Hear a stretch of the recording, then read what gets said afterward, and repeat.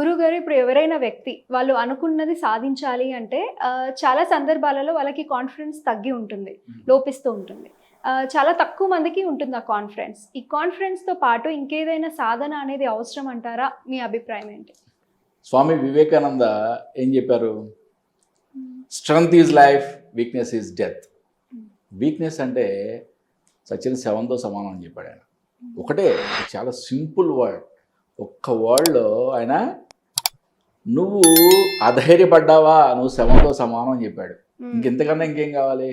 But దీంతో పాటుగా నేను ఒక 3S ఫార్ములా అని చెప్పి ఒకటి ఇస్తాను. ఓకే, ఏ వ్యక్తి అయినా సరే ఈ 3S ఫార్ములాని పాటించాడా, వాడి లైఫ్లో నేను వెనక్కి తిరిగి చూసుకుంటున్నాను, నేను వెనుకంజ వేస్తున్నాను అంటే నేను నమ్మను. ఓకే, అసలు అది నమ్మే ఛాన్సే లేదు. మరి 3S ఏంటి? ఫస్ట్ ఎస్ వచ్చి self confidence. If you have faith in you, if you have faith in God, everything will come to your feet అని నేను చెప్తాను. ఇది అంటే నీకు నీ మీద నమ్మకం ఉండి, భగవంతుడి మీద నమ్మకం ఉంటే నువ్వు అనుకున్నది ప్రతిదీ జరుగుతుందని చెప్తున్నా. ఓకే, అంటే ఇదే ఒక విధంగా చెప్పాలంటే నీకు సెల్ఫ్ కాన్ఫిడెన్స్ అనేది చాలా ఇంపార్టెంట్ అనేది చెప్పచ్చు. కాన్ఫిడెన్స్ లేని వ్యక్తి శవంతో సమానం అని చెప్పి స్వామి వివేకానంద ఎలా చెప్పారో, కాన్ఫిడెన్స్ ఉన్న వ్యక్తి భగవంతుడితో సమానం అని చెప్పుకోవచ్చు. మరి రెండో ఎస్ ఏంటి? Self praising. అంటే మనల్ని మనం ప్రేమించుకోవటం. ఇదొక ఎప్పుడు సాధ్యం అవుద్ది మనల్ని మనం ప్రేమించుకోవటం? ఇప్పుడు సపోజ్ రోడ్డు మీద వెళ్తున్నాం. ఓకే, ఎవరో ఒక అమ్మాయిని కనబడింది, టీజింగ్ చేసాం మనం. మన మనసు ఏం చెప్పొద్ది? నువ్వు ఒక ఎదవి అని చెప్పొద్ది, అవునా కదా? ఎవరో ఒకడు పాపం ఆకలితో కనిపించాడు, వాడికి వెళ్ళి పాపం సపరీలు చేసి అన్నం పెట్టించావు. మనసు ఏం చెప్పొద్ది? ఆహా, ఈ శరీరంలో ఉన్నా కదా మనసు, అవును, గొప్పదే ఈ శరీరం అనుకుంటుంది. అంటే ఏంటి? మన మీద మనకి ఎప్పుడు ఇష్టం కలుగుద్ది? ఈ యొక్క ఆత్మ ఎప్పుడైతే మంచి మంచి కార్యక్రమాలు చేస్తుందో అప్పుడు తనకి తనంటే ఇష్టం పెరుగుద్ది. ఎప్పుడు ఏ వ్యక్తి అయినా సరే తనను తాను ప్రేమించుకోకుండా ఎదుటి వాళ్ళని ప్రేమిస్తాడు అంటే తప్పు.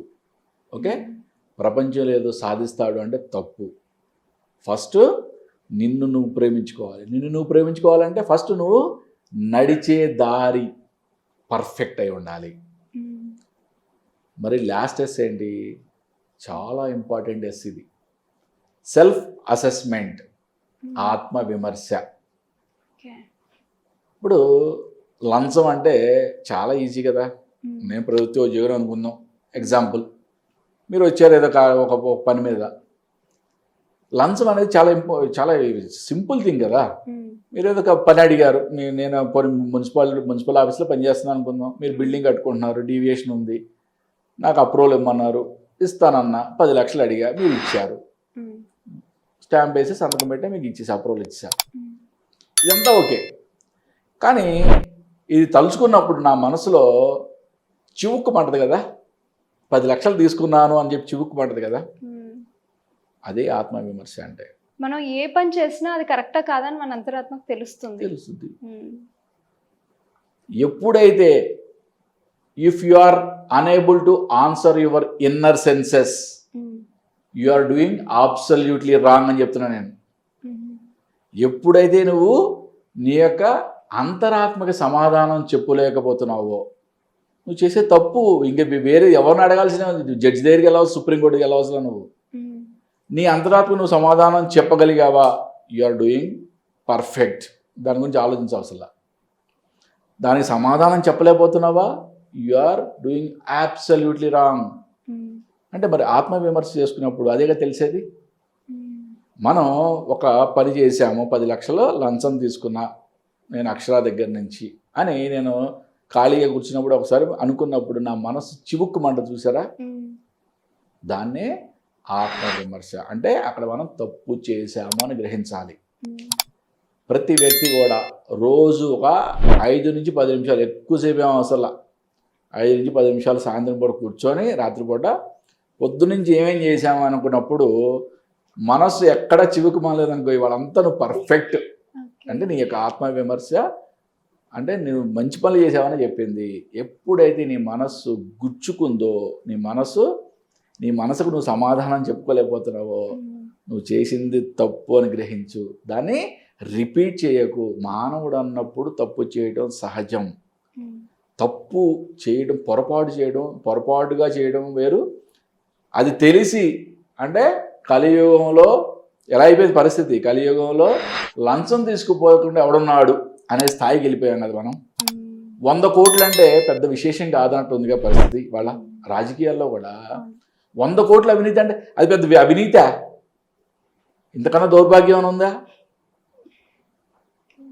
రాజకీయాల్లో 100 కోట్ల అవినీతి అంటే అవినీతి కాదు అంటే ఇంతకన్నా దౌర్భాగ్యం ఉంది. 100 కోట్లు అయితే 100 రూపాయలు అయితే అండి అవినీతే. నీ మనస్సు ఎప్పుడైతే పొరపాటు చేసి ఉండొచ్చు కానీ దాన్ని రిపీట్గా చేస్తున్నావంటే నువ్వు చేసే తప్పు, నువ్వు అధపాతాలను పోవాల్సిందే. ఈ జన్మలో చేసిన కర్మ ఈ జన్మలో అనుభవించి తీరాల్సింది. కలియుగంలో పాత యుగాల్లో ఎన్నో చెప్పుకున్నాం. మళ్ళీ నీకు నెక్స్ట్ జన్మకి కర్మ ఫార్వర్డ్ అవుద్ది ఇవన్నీ కలియుగంలో ఈ జన్మలో నువ్వు చేసిన పాపాలను ఈ జన్మలో అనుభవించి తీరాల్సిందే. దాంట్లో ఎటువంటి డౌట్ లేదు. ఎవరైతే ఈ 3S పర్ఫెక్ట్గా ఫాలో అవుతారో వాళ్ళ లైఫ్లో సక్సెస్ లేదు అంటే నేను నమ్మను. ఓకే, వాళ్ళ లైఫ్లో ఆనందం లేదంటే నేను నమ్మను. ఓకే, వాళ్ళ లైఫ్లో ఎదగలేదు అంటే నేను నమ్మను. 100% ఎదిగి తీరుతారు. ఓకే, వాళ్ళు సాధించలేదంటూ ఏది లేదు. అది ఎప్పుడు వాళ్ళ యొక్క 3S ఫార్ములా పర్ఫెక్ట్గా ఫాలో అయినప్పుడు. ఈ 3S ఫార్ములా ఏది ఫాలో అవ్వకపోయినా కూడా ఓకే లైఫ్ అనేది తిరోగమనమే, మళ్ళీ అధపాతాలో పడిపోవాల్సిందే. ఓకే, ఒక మంచి మోటివేషన్ విషయాన్ని మాకు చాలా చక్కగా అందజేశారండి. ఇప్పుడు చాలా మందికి కాన్ఫిడెన్స్ అనేది ఎంతో అవసరం.